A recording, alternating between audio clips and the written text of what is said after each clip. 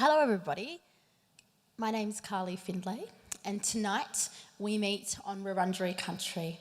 I pay my respects to Aboriginal elders, past and present, and offer my friendship to any First Nations people here in the room and on the live stream tonight. This always was and always will be Aboriginal land. This week is NAIDOC week. The theme is for our elders, and I encourage you to visit the State Library to find books and other publications by First Nations writers like Anita Heiss, Bruce Pascoe, Claire G. Coleman, Brooke Blurton, Melissa Lukashenko, Evelyn Arulian, Tony Birch, Gail Kennedy, Stan Grant, Veronica Gorry, Leah Purcell, and the late greats Uncle Jack Charles and Uncle Archie Roach, just to name a few. So as I said, my name's Findlay.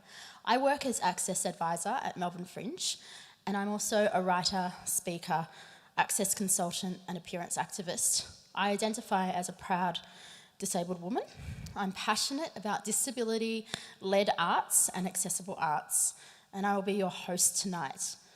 Our moderator, Fayan, asked if I'm going to make any jokes in this speech.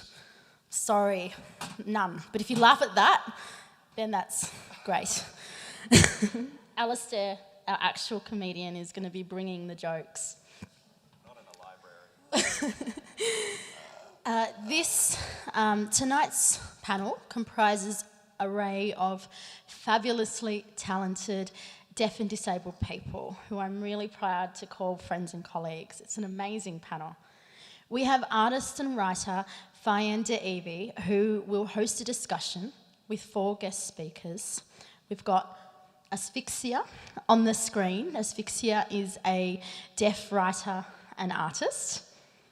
We've got writer and comedian Alistair Baldwin. We've got poet Andy Jackson. And we've got dancer and performer Melinda Smith.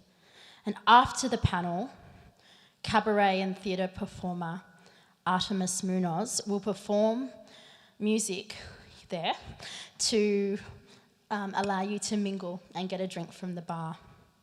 Artemis is over in the audience somewhere there. Back there they are. So some housekeeping. This event is as accessible as possible. We acknowledge that not every accessibility provision could be met, but we tried really, really hard. We have a quiet room. We also have, where's the quiet room? I'm so sorry, I forgot to ask about that. The quiet room is just over there and behind the curtain. To my left and around the corner.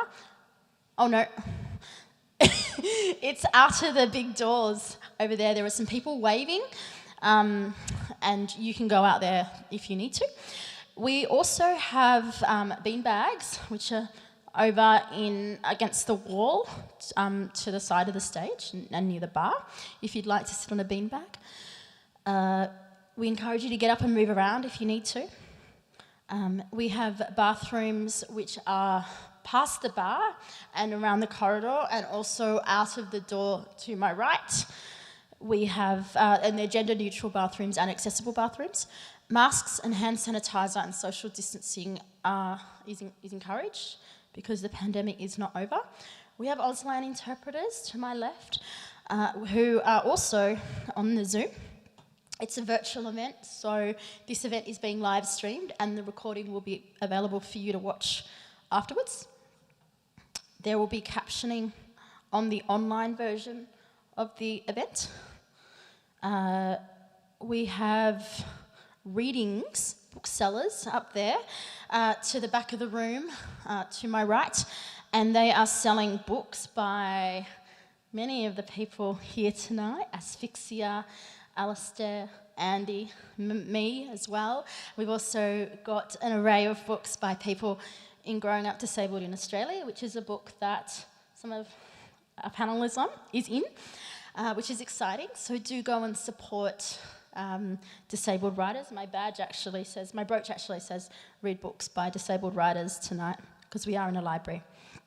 And the other thing is, the rest is up to you exhibition, which is about 40 years, looking back and looking forward, 40 years of Melbourne Fringe, is in a very bright pink room at the entrance of the library.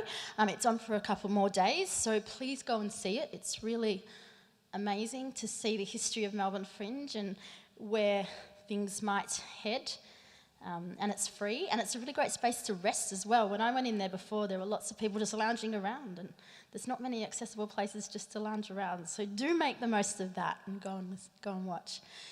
So I'm going to be talking a little bit about radical access. It is quite a long speech, so I might cut it down, sorry. So radical access at Melbourne Fringe is our big, ambitious move towards universal access. It's a 10-year social change project between Melbourne Fringe and our partners at Arts Access Victoria. It's a game-changing program that imagines a radical version of the best practice of accessibility for independent arts sector, and it moves the conversation beyond the provision of access services into cultural equity. Tonight's event looks beyond the bare minimum of accessibility for audiences and artists. The panel will discuss how things will be in 10, 20 or even 40 years' time. How does the arts industry need to change to champion inclusivity? How can we use technology to create better and more accessible experiences for artists and audiences? What do we want best or better practice to look like? And how can we go beyond just meeting access needs and work towards cultural equity? I want to briefly mention a really important report done by Pattern Makers. It's a study on how the pandemic has changed audience and artist participation. Pattern Makers is an arts evaluation company. The pandemic, as I said, it isn't over, and we must continue to make things as accessible as possible, as we saw particularly during our lockdowns. So the Pattern Makers has said, the pandemic has shown that it's possible to challenge the status quo to make the arts more accessible. In some senses, the pandemic made the needs and experience of people with disability more visible. There are signs that work by deaf and disabled artists and disability activists is contributing to greater cultural awareness of disability and organisations' capacity for access. Some people with disability will be limited in their ability to participate in public life while the virus continues to circulate, and the arts has an essential role to play in maintaining digital connection and reflecting these experiences. And the pandemic also shows us that it is possible to recognise existing social practices for the collective good, especially where accessibility is concerned. Pardon me. So, what does the future look like to me? The future for me is not a world where disability doesn't exist. We shouldn't be eradicated through any kind of genetic testing or genetic eradication. It is a world where disability is supported, celebrated, and included. It's considered in terms of accessibility in all planning, its culture, its community, and its identity. And July is Disability Pride Month, and it's so fitting that this event is happening in this month. So in a few minutes, we're going to hear from an incredible American disability activist and writer, Alice Wong.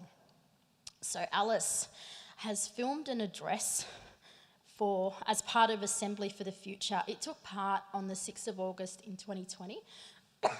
I'm sorry. It took part in the 6th of August in 2020 for Bleed Festival. It was commissioned by the City of Melbourne through Arts House. Assembly for the Future is a project to the things we did next. It was co-created by Alex Kelly and David Pledger and produced by Sophia Marinos for Not Yet, It's Difficult. So, disabled activist and arts maker, or media maker, Alice Wong is the first speaker in the compelling Assembly for the Future. Alice speaks from 2029, so it's really fitting that she's part of this The Rest Is Up to You exhibition and event. Alice speaks as the last disabled oracle, describing a world in which people with congenital disabilities are close to extinction due to technologies such as human gene editing. As part of the last generation with a neuromuscular disability, Wong shares the efforts of her fellow disabled oracles as they struggle to live. They are in a time when perfection is attainable through modifications and cures. In a culture that worships enhancement, health, youth and beauty, disabled people in 2029 warn about the wisdom and lived experience lost in the name of eliminating pain and suffering. One of the things I admire about Alice is her dedication to community building and care, and she epitomises disability leadership and excellence. So after Alice's talk, Fayen Evie will be moderating the discussion panel, and then I'll be back to wrap things up. So please enjoy Alice and enjoy the rest of the talk. Thank you.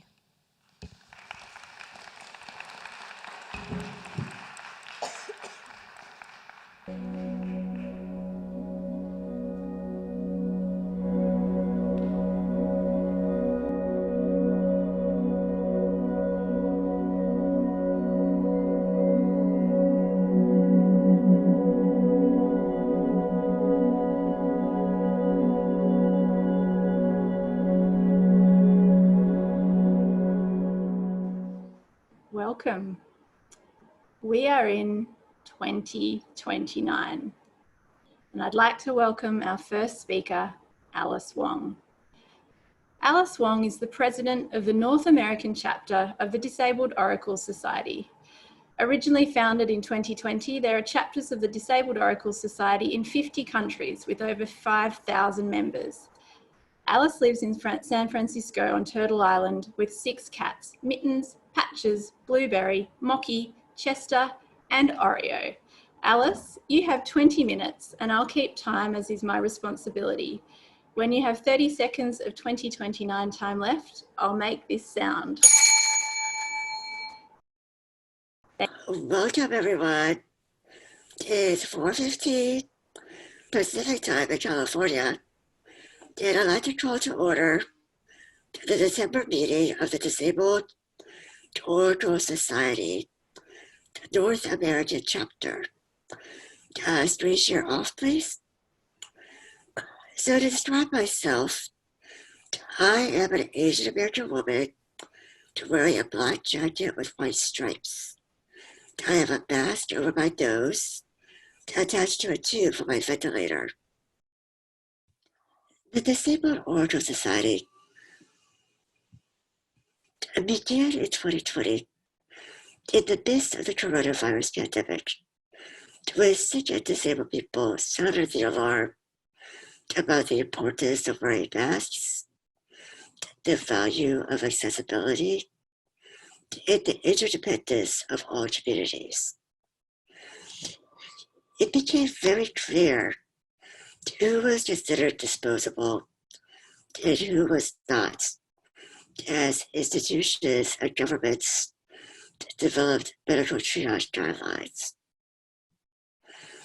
The casual ableism, racism, and ageism went unchecked in debates around restarting the economy, with terms such as acceptable losses and high risk, as if those lives worth living or saving. Screen share, please. Now, I know Twitter doesn't exist anymore, but here's an antique tweet from March 18, 2020, where I said disabled people are modern-day oracles, in response to a tweet by Emily Johnson, who wrote, quote, "We need to talk about how U.S. states have legalized murdering disabled and chronically ill people by taking them off critical equipment they already had, or denying care should they be moved outside their home or facility care situations, and how providers justify this."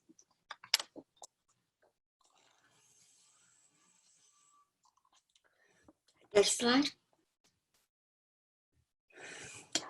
The actual catalyst to the formation of the Disabled Oracle Society came from an article in July of that year from the New York Times as part of a series of stories marking the 30th anniversary of the Americans with Disabilities Act, a civil rights law for disabled people. An article by Katie Hafner titled, "Was Science Fiction?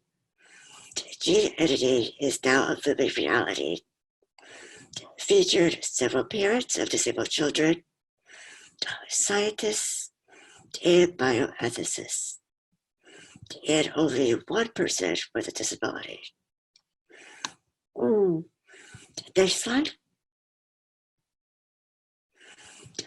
My friend and fellow Oracle, Rebecca Coakley, tweeted, quote, "In New York Times, how dare you have a writer who doesn't identify as disabled to write about what CRISPR means for our community as part of your 8830 spread. Your ableism really knows no bounds." Screen share off.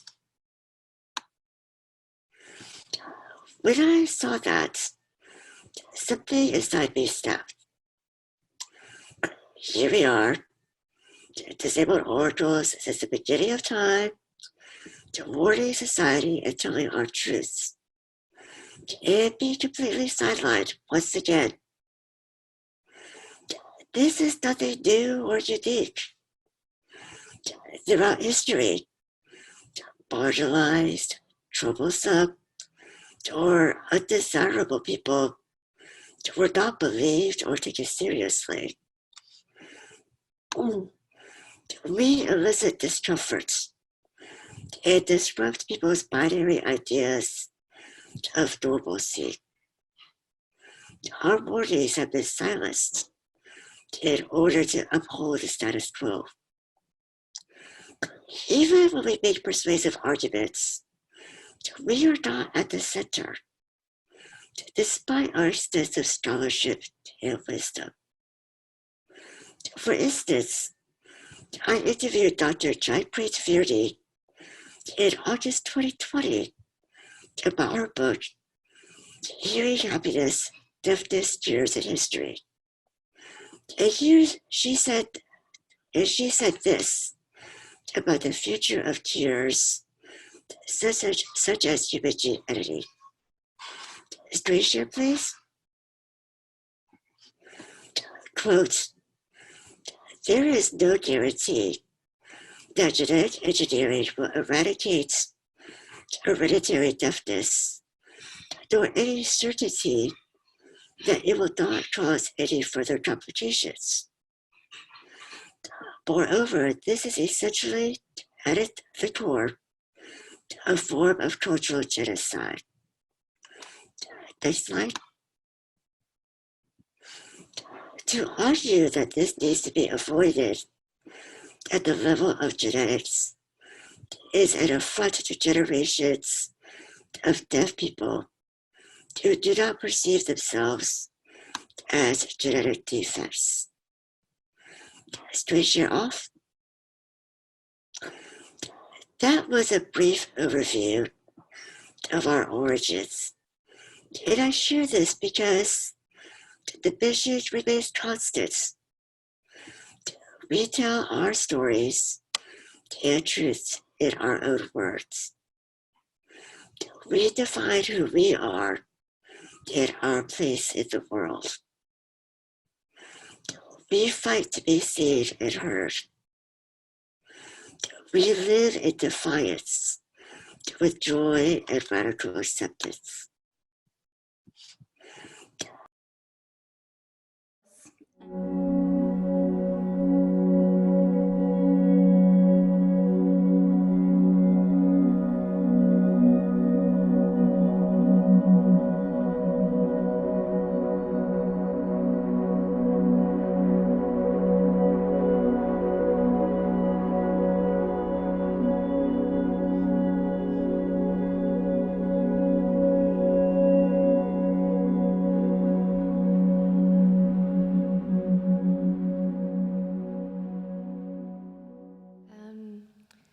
thank you for joining us this evening. I know that it seems to be a really busy time of year, so it's really exciting and humbling that so many of you would spend your evening here with us, listening to us talk about the future and radical access. In preparation for this workshop, Carly and I met with strategist Ana Tiquia, and we discussed concepts of time and what the future means to each of us. And during that process, we had many interesting conversations about where in our childhoods we came to the concepts of time. We talked about crypt time, we talked about space travel and all sorts of crazy topics. But two quotes from that conversation really stayed with me. And one is from Alice Wong's Disabled Oracle talk. And during another part of this talk, she said, "I'm reminded of a tweet from 2017 by Dr. Ruha Benjamin, a sociologist and author of Race After Technology, Abolitionist Tools for the New Jim Code." And the quote was, "Remember to imagine and craft the worlds you cannot live without, just as you dismantle the ones you cannot live within." And as I was thinking about that quote, another that we happened upon also struck me, and this is by Laura Harjo from their book, Spiral to the Stars, Muskoke Tools of Futurity. And they wrote, "My operating definition of futurity is the enactment of theories and practices that activate our ancestors' unrealized possibilities. The act of living out the futures we wish for in a contemporary moment, and the creation of the conditions for these futures." And so as we go forward in this panel, I'd like to hold some of those ideas together, the notion of imagining and crafting the worlds we cannot live without, dismantling the ones we cannot live within, and living out the futures we wish for in a contemporary moment, and creating the conditions for those futures. I'd like to offer a few more details about this incredible panel that I feel so grateful to spend this time with tonight. We have here Andy Jackson, who's also from my part of the woods. I'm visiting from Jarrah Country, from Muckleford. And Andy is also based in Castlemaine and is a poet, creative writing teacher and mentor, and a patron of Writers Victoria. He was the inaugural Writing the Future of Health Fellow and has co-edited disability-themed issues of Southerly and Australian Poetry Journal. Next we have Alistair Baldwin, who is a writer and comedian, and his credits include The Weekly, Hard Quiz and Get Crackin', and in 2022 he served as the head writer and host for ABC's Disability Arts special Reframe. Then we have Dr. Melinda Smith, who comes from a background of mentoring and consultancy in the disability and education sectors and lives with cerebral palsy. Since 2008, Melinda has worked to promote the health and well-being outcomes of dance, movement, and the arts for people who have disabilities. And joining us today on the screen, we have Asphyxia, who is an artist, composer, writer, and public speaker.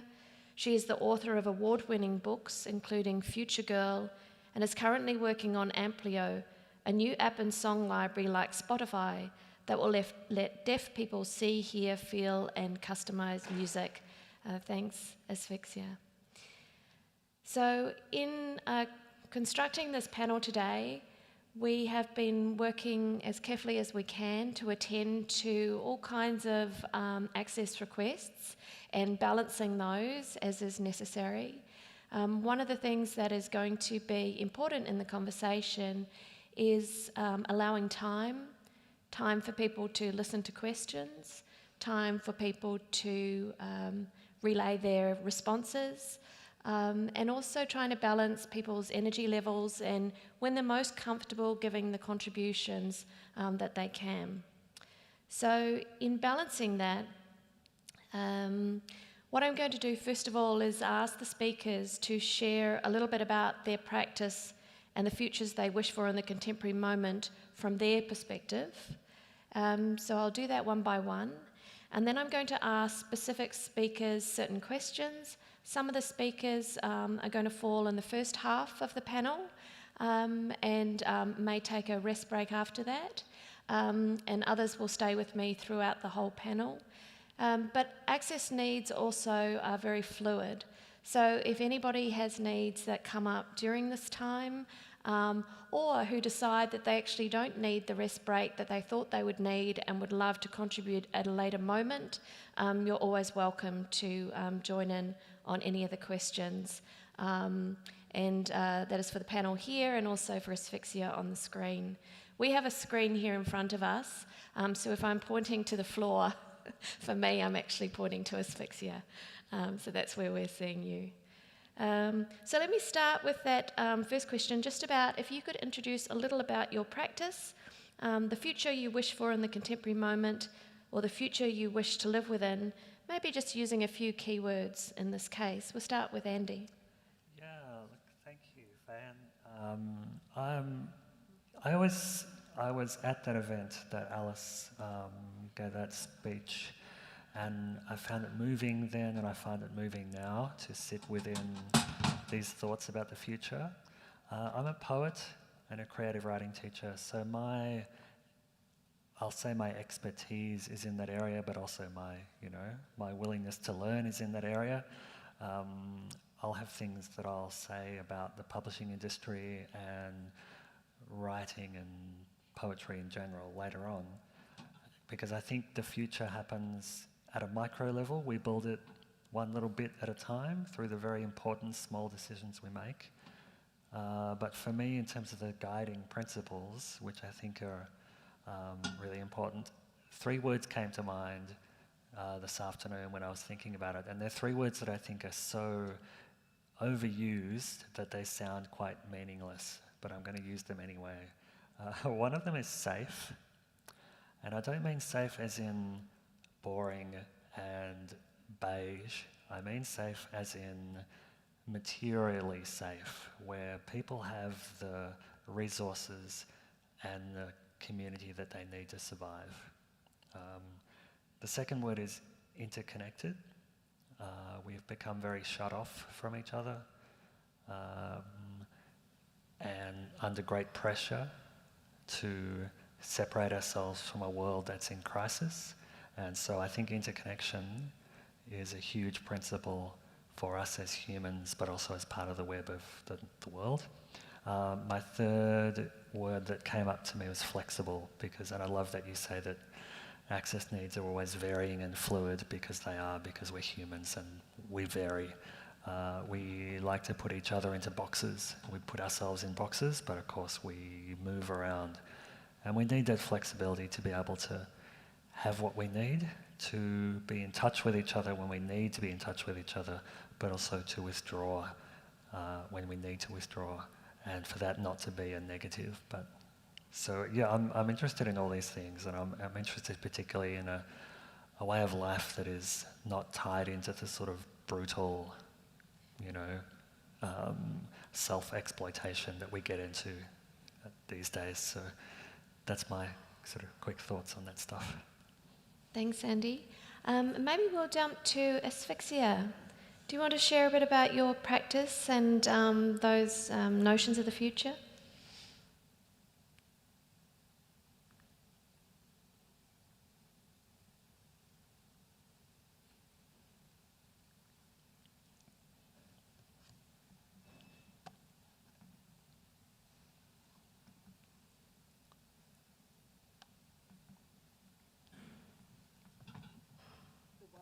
As it was. And all of the work, I was doing all of the workarounds to deal with my deafness. Now the world is very different. I can ask for a range of things my access needs, and I expect organisations will provide them. It's really shifted the work ethic and the culture for me, and it makes things a lot less stressful and burdensome on me, and I've got more freedom then to try out different art spaces, and I've worked in many of them.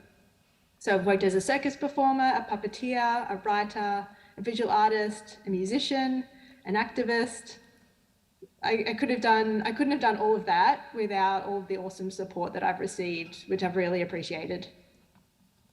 Just recently, I've had a big focus on music and never thought that I would become a composer of music or a musician.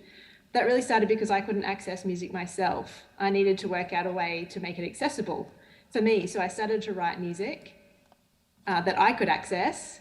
And then one thing led to another. And now I have just recently performed in a stage show at the Midsummer Festival in Melbourne with my own original music performed by a live band.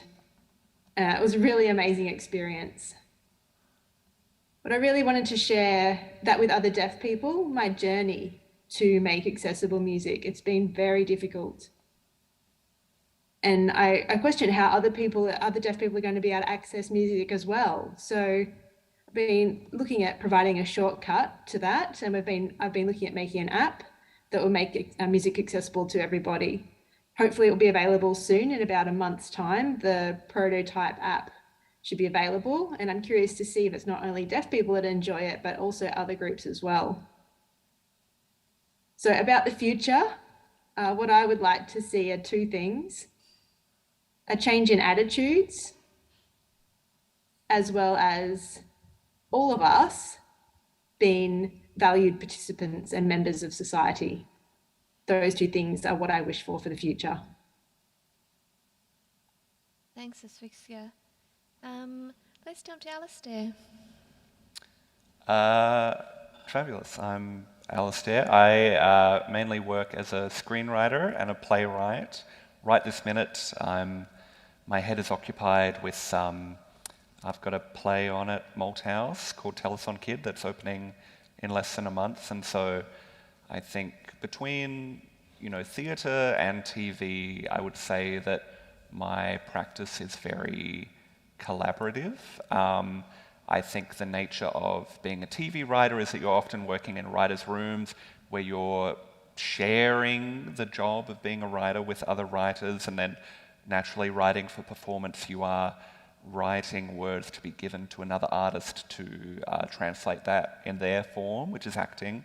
I'm one of 8 writers who's writing an episode for Erotic Stories, which is an upcoming SBS anthology, and that and Telethon Kid have disabled actors, and I think when it comes to thinking about the future, and my approach with writing is that I want to specifically create a generation of disabled divas and absolute nightmares. I think abled people have had the luxury of sort of, the dignity of risk, this absolute luxury of having, these actors who have their riders, which rider is just what abled people call their access requirements, by the way. It's like, I simply need, 100 peeled grapes. I'm like, okay. But so I think for me, when I think about the future, it's about, as a writer now, creating work that I guess is giving an opportunity, just giving source material for disabled directors, disabled actors to work with, so that they're not just being tacked on later in the process of developing something for performance like TV and film. And so if I had to think of 3 words when I think about the future of, disabled art and radical access, I think it would be flexible, funny, sexy. Is that good? That's very good. Perfect. Melinda, how about you? Can you share a bit about your practice and the future you want to live within? Hi, I am Melinda Smith. I am very excited to be here. I come from a background of mentoring and consultancy in the disability and education sectors, and I live with cerebral palsy. Since 2008, I have worked to promote the health and well-being outcomes of dance, movement and the arts for people who have disabilities.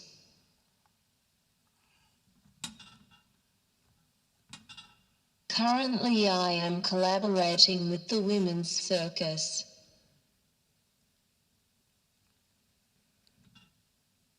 As well as working with Deakin University and Melbourne University. My art practice covers many mediums including physical performance and creative writing as well as painting.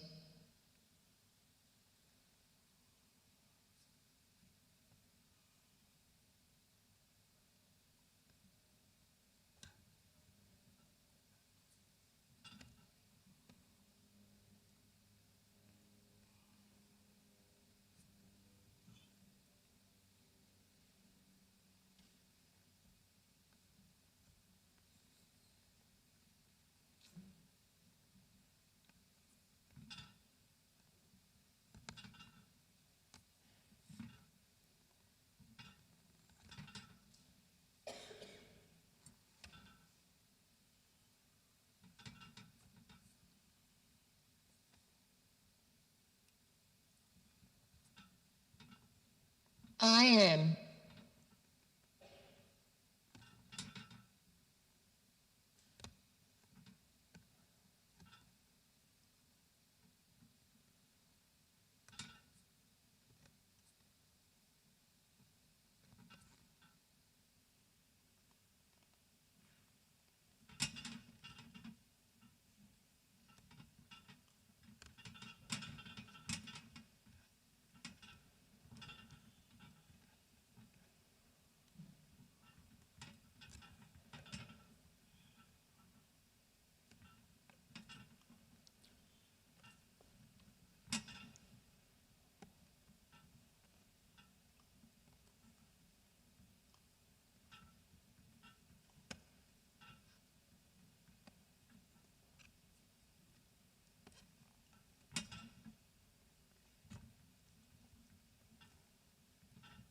Passionate.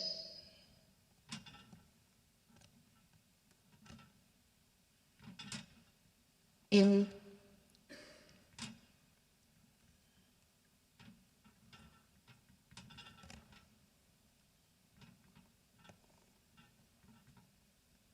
my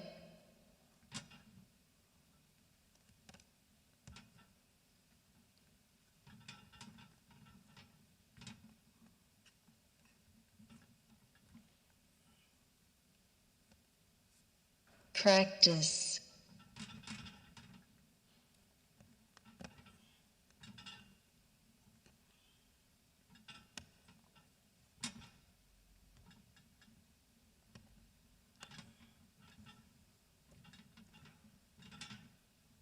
Now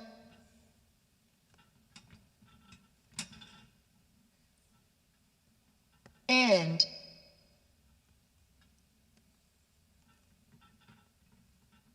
of I am passionate in my practice now and of the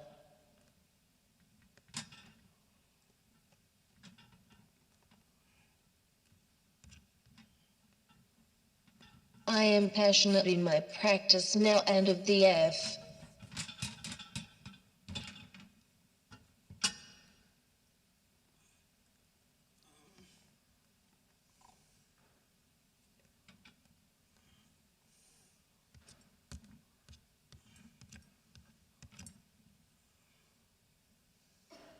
Future.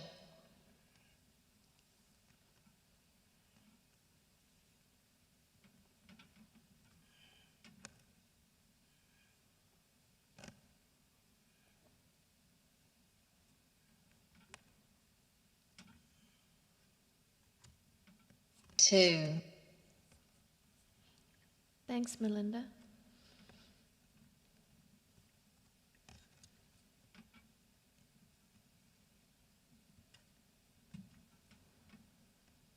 Make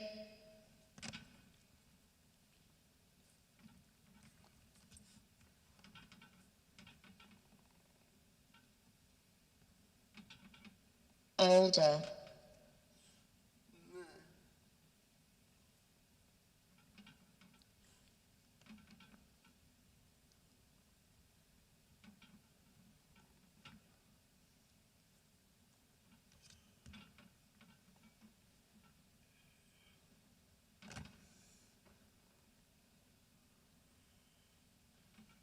time.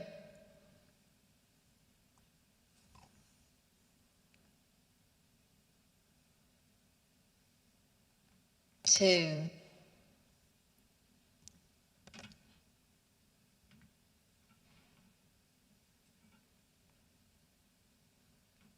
Do.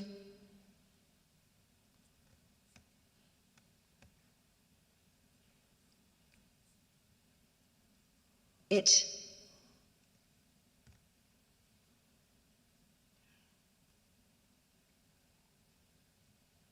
The.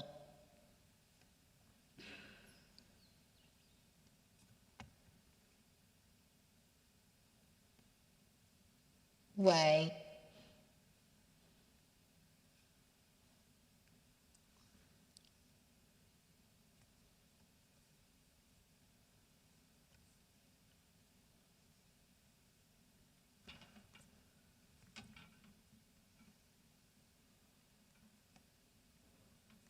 It needs. I am passionate in my practice now and of the future to make time to do it the way it needs. Thanks, Melinda.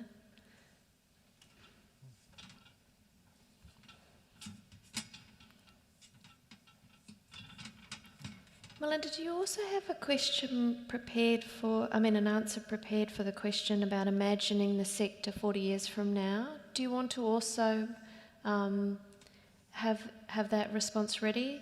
The question is, imagine the world 40 years from now. With your most optimistic hat on, imagine the arts sector 40 years from now is radically more accessible and inclusive. What has changed, and what do you think might have provoked these changes?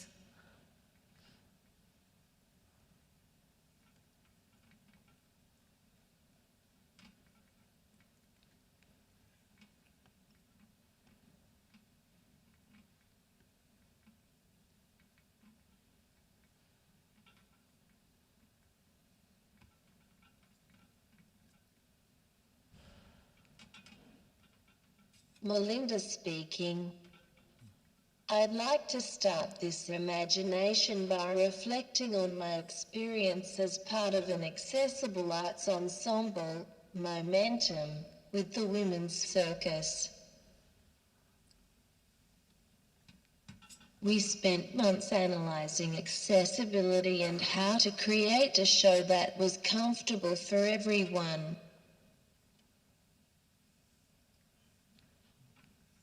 The most important thing was the aesthetic accessibility. The accessibility came first and the show sprung from that. I would like to see this integrated. I don't just want to have to join a disability ensemble for that kind of access to happen. The specific elements of this access were time, space and reflection. For me and others, time is always the most important element. Due to the fact that people with disabilities are behind in the time-space. We live in a world where time is dominated by the able-bodied world. Things move quickly, deadlines spring up. And for many people, this becomes inaccessible to keep up with. A specific example for a working artist might be being told that someone wants to interview you, but they want it on short notice. There's no time to process the questions or write a thoughtful answer. In 40 years, we say no to the deadline. We push our art to the top and not second best. We create what we want, when we want to. We make shows and tour on our own schedule. Not the schedule of the tour organizer. Funding will be based on creative merit rather than grant writing ability. Every artist with a disability is doing what they want to do in the sector of their choice. There is ample funding and public perception. When things are this accessible, then the question becomes,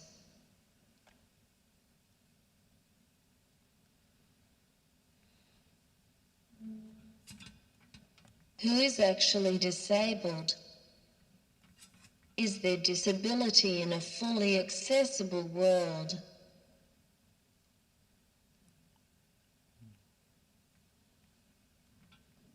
I really don't know the answer to that question. Thanks, Melinda. Andy, what do you think the conditions are? What are the conditions under which we can succeed in securing a more accessible future? Yeah, it's interesting. Whenever I think about, like, my first thought is always about, we think about, this is related to what Alistair was saying, we think about performers, like who we see in terms of the arts. So people who are dancing, people who are acting, people who are playing music, but there's always behind that other people who they may be writers, they might be directors, they might be editors, commissioning people, and I think what we need to have in our society, probably what Asphyxia was alluding to before, a change of attitude that recognises that disabled people are not less than, quite the opposite, we're very often more than, because of we've had to put so much work into adapting to a society that blocks us from doing what we want and what we need to do. So we're ingenious, we've got incredible networks, we've got great wisdom. We can also be, very, very flawed as well and fighting amongst ourselves. But, I think there's an incredible leadership ability within disabled people, even if they're not wanting to be leaders. There's incredible insights in that struggle.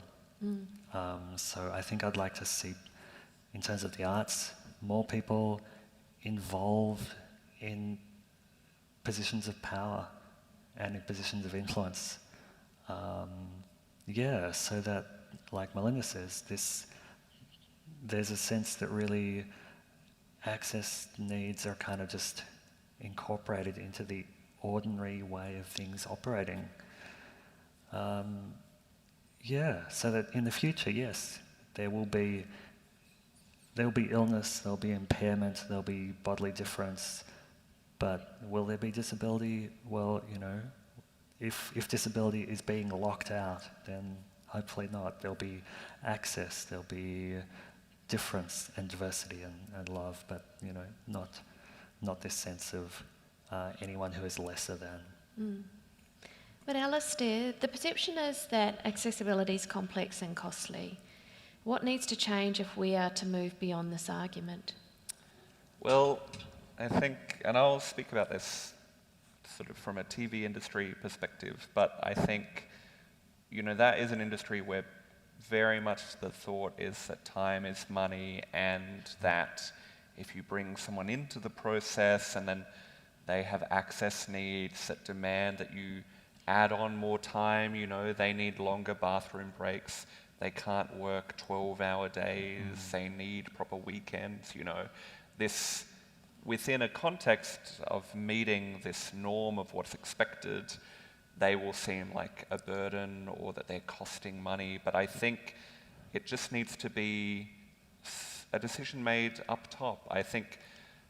Specifically in this country, our entire film and TV industry is government subsidised, and so really I think we need a process where, any production that's going for funding from commissioning bodies like Screen Australia or Film Victoria if they don't, you know, there's like a template that these commissioning bodies offer to do a budget proposal, and even if just this template had, you know, a line item for access, then I think that would hugely shift the idea of whether accessibility is an afterthought that's eating into your budget, or whether it is a predetermined, you know, defined, untouchable segment of every budget, whether or not you use it or whatever. And, you know, if you end up, for whatever reason, hiring no disabled people, which is its own problem, then you can spend it on a really fun wrap party. But I think, you know, I think we just need to change the perception of, you know, these things like the amount of time particular things take, because I think even for abled people, there's benefits to reframing this expectation. I think, I'm sure a lot of the people in the audience who are in the arts know that so much of the arts is trading on how grateful you are to be living your dream, so you will work for low pay and you will work on weekends and you will have no work-life balance. And in TV, we have examples of, you know, stuff just gets missed because there is an expectation of working yourself into the ground, and simple on-set safety things are missed because people are tired and on-set shootings occur, you know, and at the end of the day, everyone benefits from, I think, not assuming an abled, you know, standard of productivity, because at any point in any production or any artistic work in general, you could have an injury, you could become pregnant, there are a myriad of things which would affect, you know, how long you need a bathroom break to be, how much time you need off. And so I think looking forward, it is, I mean, disability as an identity is one that's created, you know, around the average of the human species, you know, and just the bell curve, and if you're one standard deviation away, that's what disabled is, I guess. And so I think when we're looking at where the money goes, what the money legally needs to be allocated towards, I think if we just reframe that to be less centered around a boring, able level of productivity, that probably helps. Thanks. And it's a particularly crucial moment now when a lot of institutions were thinking about productivity in different ways during the lockdowns. They discovered that they could cancel events, postpone events, reimagine events, and now it seems that a lot of those lessons from that time are going by the wayside. So it seems to be an important time to resist. I'd like to bring Asphyxia back in now. Hi, Asphyxia. Perhaps we can have your perspective on a number of these questions that have just been posed. Perhaps we'll start by bringing two together. So the perception is that accessibility is complex and costly. What needs to change? And secondly, what needs to change in order for us to get to a more accessible future?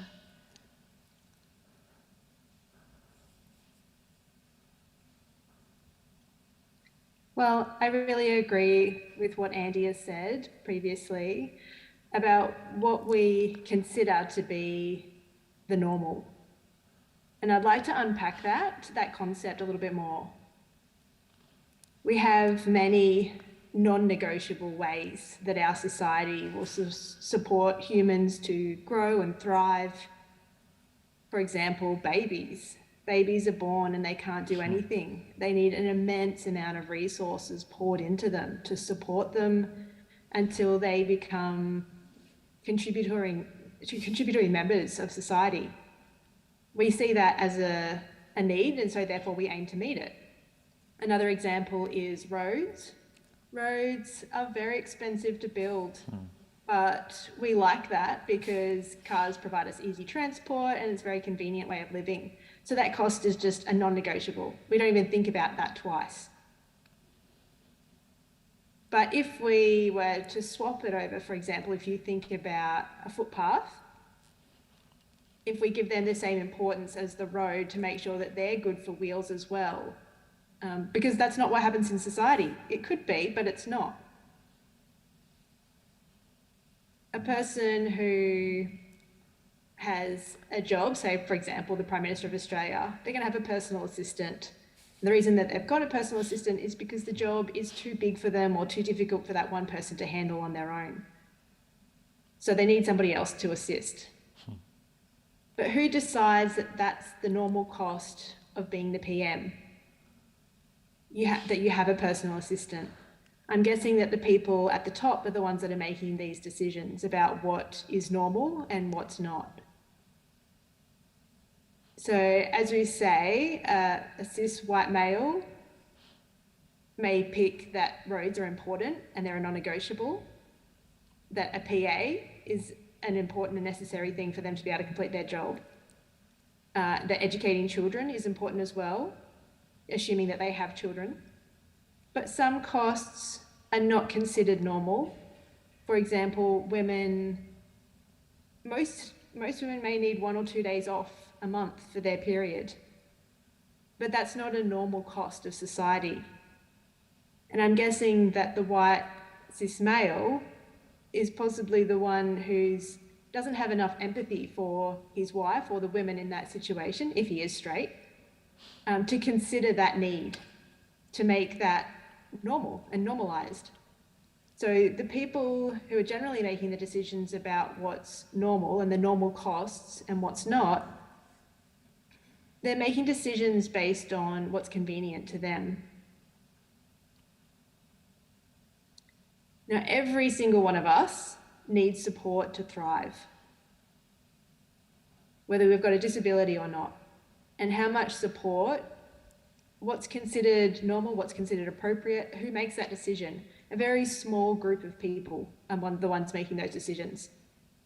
And they may lack empathy and insight and the lived experience to be making good decisions. So it's really important that we've got people with a disability in leadership roles so that we can start informing what is the normal. It's just a question of options. I've been running my own arts business since the year 2000, and I've always made that business accessible for deaf people. And the reason for that is that I couldn't work without it being accessible. It's as simple as that. It's not a choice for me. But sometimes people say to me, oh, I'd like my business to become more accessible for deaf people, but it's a bit difficult because it's so expensive. Well, I don't have a lot of sympathy for that situation because I'm covering all of the expenses myself to make sure that my business is accessible to me. And my business is still thriving.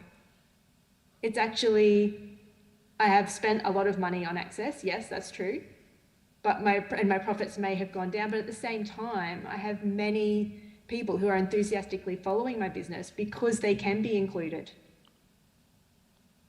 So was my business diminished as a result of me providing access because that access was expensive? I don't think it was.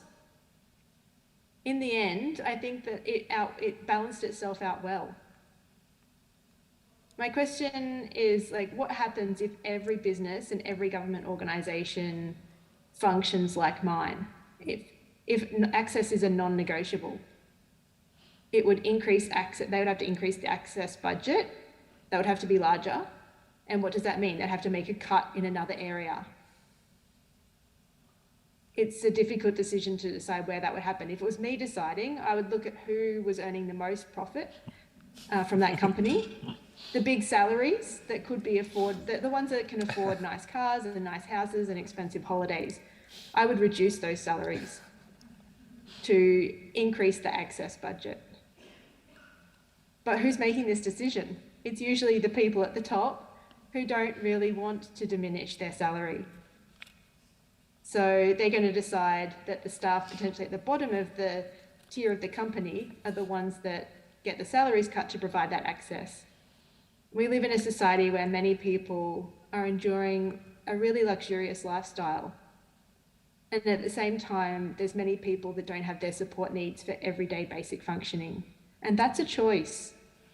These choices are being made by people who don't have the lived experience, and they need to be making better choices. They need to value what we have and value the lived experience of these people rather than valuing inclusion and participation. They need to be valuing inclusion and participation of everybody.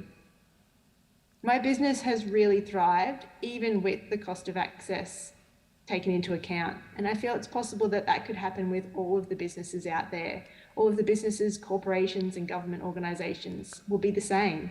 They will thrive when people are included and they're including everyone.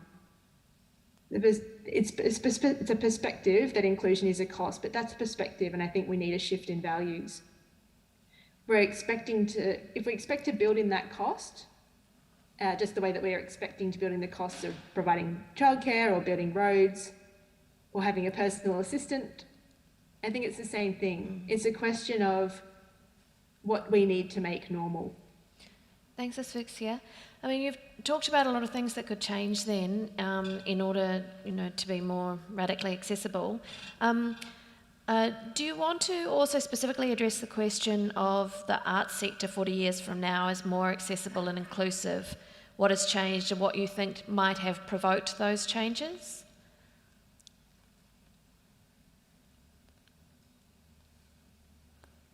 All right. Well, I imagine myself now 40 years into the future. We, people who are deaf and have a disability, we are all in leadership roles. All those old ideas about what equals success and beauty and value, they're completely shifted. They're not just aligning with the perspective of white, cis, male, able-bodied people and their experience of the world. We're thinking again about the bottom line, and we've changed what we think are non-negotiables and what are optional. And we've decided to be inclusive of the needs of everyone in our plans, and not just the need of a few people at the top. Now, looking back to 2023, at that time, the way that society operated is now seen as cold and cruel. But in the meantime, my work on my app, Amplio, that is going awesome. It's really blossomed, and it's gone into the mainstream music industry. People are using my technology that I've created to understand how to properly include deaf people in the world of music.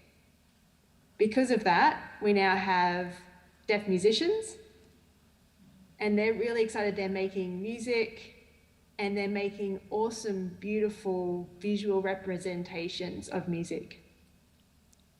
Deaf people are making music for each other. They're breaking all of the rules about what music is acceptable to hearing people. And the reason is because we've done the research. We know what works for us, and we know what doesn't. And we're sharing that information with each other.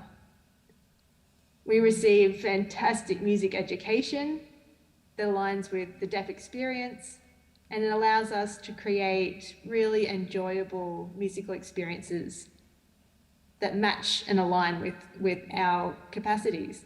Back in 2023, I started to design an awesome vibrational experience for music. And now, 40 years later, that's a very sophisticated area. Many people are designing amazing vibrational experiences. It's at a completely new level.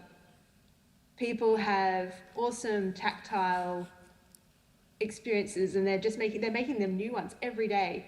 Hearing people love it as well. And now that hearing people love it, they're learning how to listen not just with their ears, but also with their body, through their senses, through visual means, in every possible way. And they're experiencing an immersive musical experience. So it's become a mainstream way now. But it took deaf people to get us there. Thanks, Asphyxia. Let's stay with the future. Alistair, can you imagine a scenario in which AI and other new technologies are key in your future practice? Yeah, I mean, I would say that AI intersects with disabled artists in two key ways. I think the first way is that automation and, innovation in technology has always provided access for disabled people. I mean, text messaging, something which everyone uses now, was pioneered by, a deaf person who wanted to use telecommunications not for verbal speech but to communicate text. And now, me as a hearing person, if someone tries to call me, I feel attacked, I'm disgusted and sickened. That is, accessibility and innovation have always been linked, and I think, recently there was discourse online about a lot of the animation artists in the new Spider-Verse movie who incorporated AI in an ethical way to do a lot of the grunt work that animation demands. And I think, again, speaking from film and TV, the demand of the grind just to get a foot in the door in these industries, I think there is so much possibility, for AI to essentially fill in a lot of the busy work now. And if I think forward to my practice, I have muscular dystrophy, so imagining 40 years from now, who can say what my access needs will be then and how AI might help that?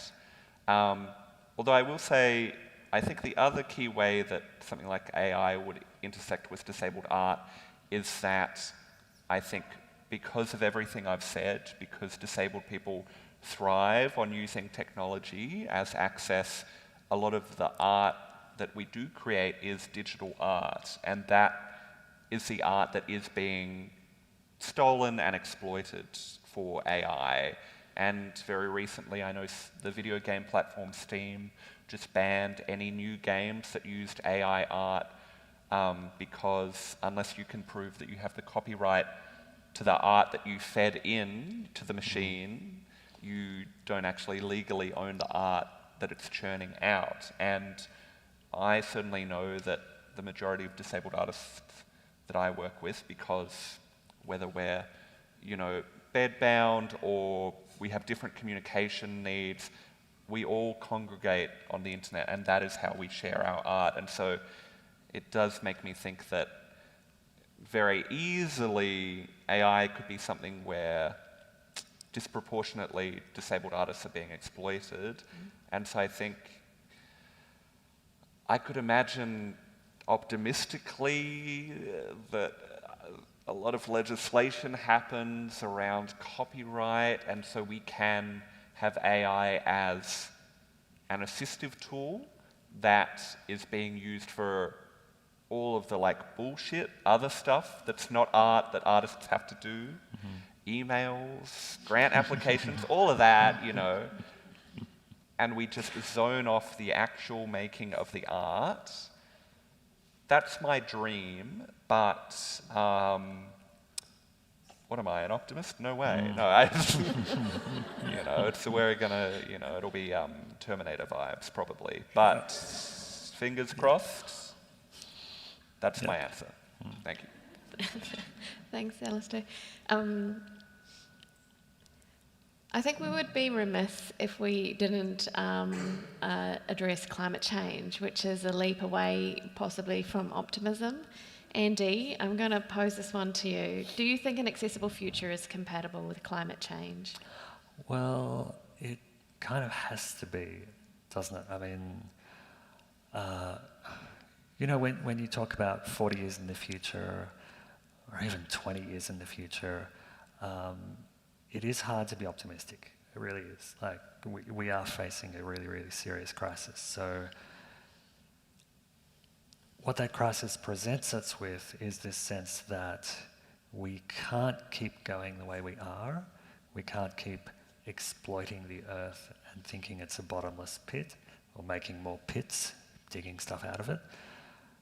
We have to work out how to be, to support everybody and leave space for all kinds of forms of life to flourish.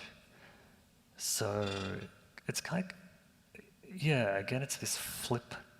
We have to sort of flip the question away from cost benefit to actual need. That this is sort of non-negotiable. that we do need to include every way of being, everybody, because the alternative is this kind of continued competitiveness and fighting over resources that are diminishing, rather than a circular nourishing that we might have. So I think, yeah, it's tied up in so many ways. You know, we need to tackle ableism, but we also need to tackle the kind of colonialism that is still here in this country. You know, we need to tackle the sort of capitalist mode that sort of dominates us. There's so many things to address, but I think, yes, there's I might not be optimistic, but there's sort of being pessimistic isn't an option either. We kind of need to realize that accessibility is our way through, our way of being, but also our way to think in ways that are more literally sustainable. I mean, and arguably with climate change, there is an onslaught of change that, as Alice was talking about, opens up the space for disabled oracles who are used to working in situations of precarity, and so maybe that's the optimistic line through some of that. Indeed. Well, what about bringing it a little bit closer, like 5 years down the track? How do you want your art, your poetry, or your advocacy to have contributed to dismantling ableism and building the kind of futures that you're thriving in?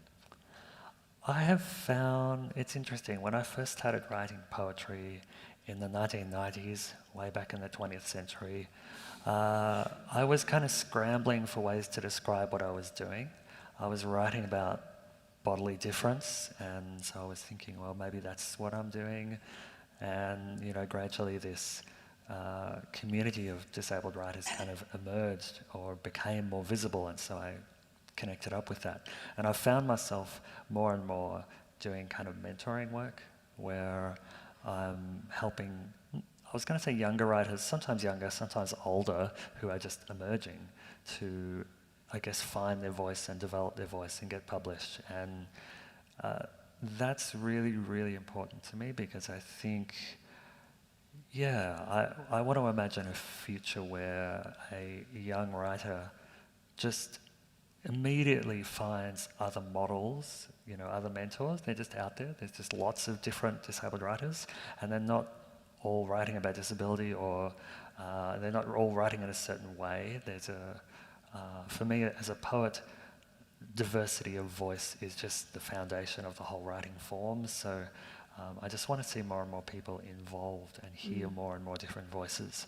And, you know, if I can be involved in mentoring others to be those other voices, that's what I'm really excited about. As long as I have the time to do it, you know. Yeah. What about the same question? Let's move along, Alistair. Could you repeat the question, please? The question is, let's bring us into the near future, just 5 years down the track. How do you want your art or advocacy to have contributed to dismantling ableism and building a future that you're thriving in? I think the most recurring form of ableism that I've faced personally moving through the TV industry, the theatre industry, is just the idea that, oh, we'll never find someone for this role, you know, or, you know, there just aren't the people out there isn't the talent out there, you know. I think especially TV is an industry where there is very little regard for the transferable skills that people have crafted in more accessible mediums, financially accessible, you know, mediums like theatre, poetry, or whatever. And so, you know, a lot of the time, if someone doesn't already have an IMDb page, then you're certainly not going to hire them to add one more credit to that. And so I think what I want basically is to, again, create work that has employed and platformed enough disabled people that there is just, it would be laughable if anyone says, oh, we'll never find someone for this role, you know, or, oh, there's, we couldn't fill an entire writer's room with disabled screenwriters. They're just not out there. I think what I enjoy and why I'm drawn to these collaborative mediums is that I get to meet a lot of disabled artists, work with them, and we all get to give each other fabulous jobs. And I've been in a TV writers' rooms with Artie Munoz, who'll be singing later, and they're so fabulous, and have all this experience from cabaret and theatre and stuff like that, which is incredibly transferable. And I think it's exciting to imagine that just gradually, slowly, bit by bit, we will kind of ice abled people out of the industry entirely. That's my goal. A sort of, You're not like optimistic, Hannah. reverse eugenics, but not. Yeah. Yeah.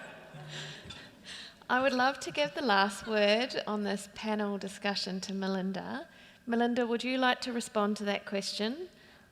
Within the next 5 years, how do you want your art or advocacy to have contributed to dismantling ableism and building a future you're thriving in?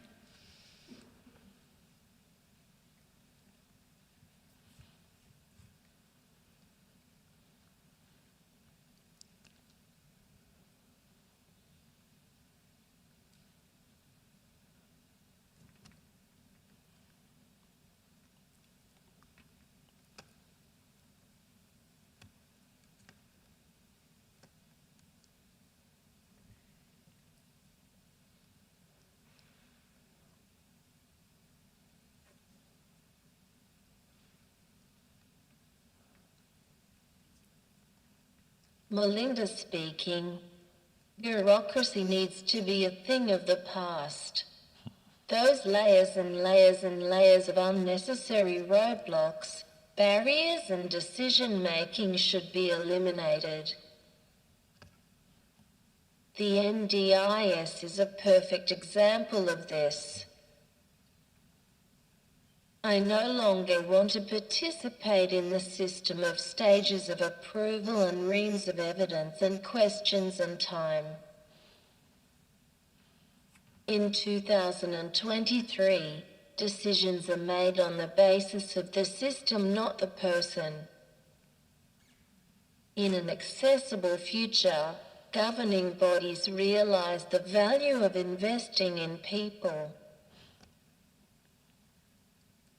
Infrastructure should be built around people and not systems.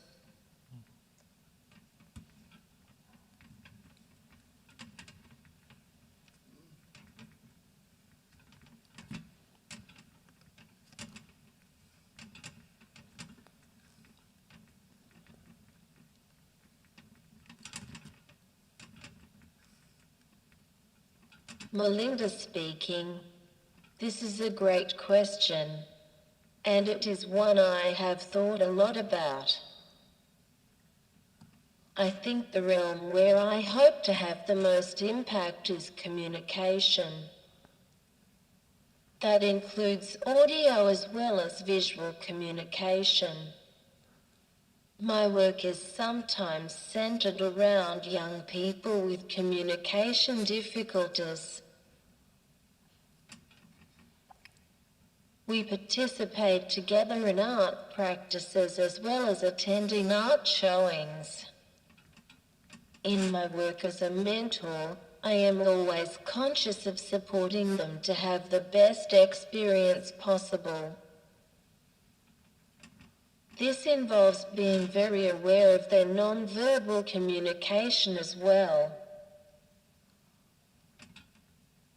For example, noticing which parts of an exhibition seem to grab their imagination, or which parts they may not actually be catching due to something like missing audio descriptions. Part of my work is collaborating with Nicole Sorlines. She is a disabled photographer who I have known since she was a child. Now she runs her own photography business and wins awards and is excelling in her field. In 5 years' time, I would like to think that the next generation will have even more role models and successful artists to emulate. I want my work to have contributed to a world where ableism is about equality. Thanks, Melinda. And it feels like every one of those answers could have been a late night conversation in itself. And I hope that the audience understands that what we've tried to do is give a platform to some of these perspectives. And you're certainly welcome to continue the discussions. I believe that, is Carly going to stay? Here you are. A few words to close. Is this on? This is on. That was amazing. Thank you so much, everyone. And I think it really proved that accessibility can be accommodated. We had so many forms of accessibility, so many forms of communication. And it was just, everyone said some, amazing, many amazing things, and I feel so proud for hearing you all. We've been working on this event with the State Library since February, I would say, so it's really lovely to bring it to fruition, and I think one of my most favourite parts of all of the work I do is bringing people together and showcasing what incredible people we have in the disability and deaf communities. And thank you everyone for coming out.